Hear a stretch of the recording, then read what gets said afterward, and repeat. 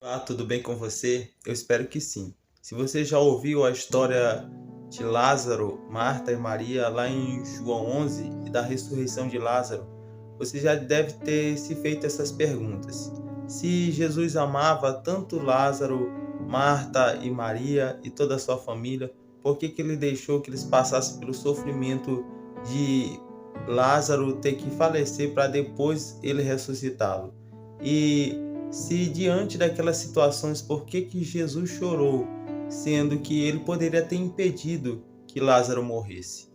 Essas perguntas, ao nosso ver, são perguntas difíceis de responder, mas quando nós olhamos para a soberania de Deus, da sua palavra, nós percebemos que em tudo Jesus ele tem um propósito.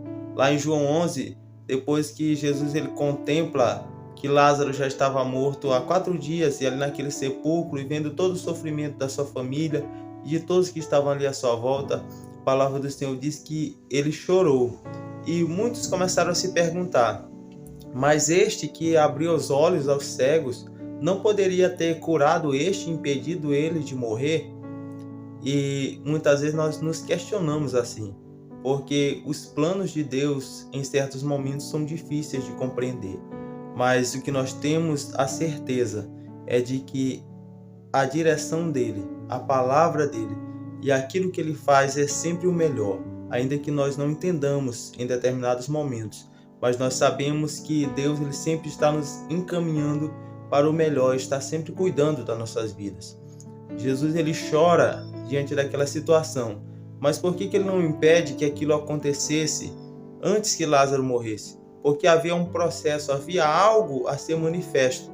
Deus disse: essa enfermidade não é para a morte, mas é para a glória de Deus. Então Jesus tinha um propósito, que era ressuscitar Lázaro e glorificar o seu nome através daquela situação, daquele momento, né? Mas muitas vezes nós não entendemos. Mas o Senhor ele tem um propósito específico a realizar.